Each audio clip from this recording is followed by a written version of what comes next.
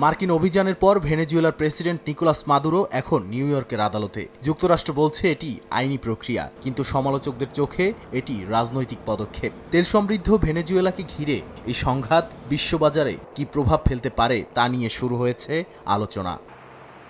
বিশেষজ্ঞদের মতে ভেনেজুয়েলার তেলের সবচেয়ে বড় আমদানিকারক যুক্তরাষ্ট্র। যদি এর উৎপাদন ও সরবরাহ ওয়াশিংটনের নিয়ন্ত্রণে থাকে, তাহলে বাজারে হঠাৎ অস্থিরতা তৈরির আশঙ্কা কম। ডিমান্ড এবং সাপ্লাইয়ের কনটেক্সটে দেখেন, তাহলে যেহেতু ওই জায়গাটাতে এক ধরনের স্টেবিলিটি রয়েছে, সুতরাং ইমিডিয়েটলি দামের উপরে প্রভাব পড়বে কিনা সেটা একটা গুরুত্বপূর্ণ বিষয়।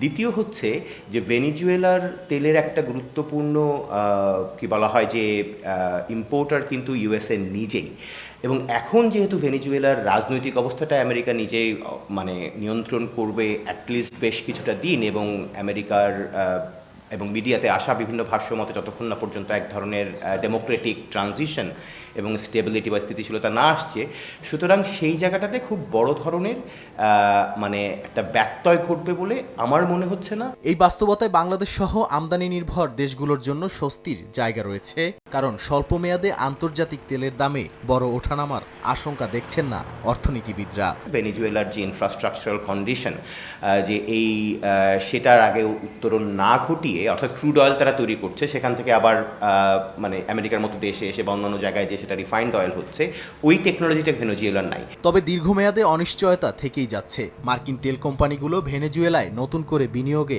আগ্রহী নয়। অবকাঠামোগত দুর্বলতা আর প্রযুক্তিগত সীমাবদ্ধতা দেশটির উৎপাদন সক্ষমতাকে প্রশ্নের মুখে ফেলছে।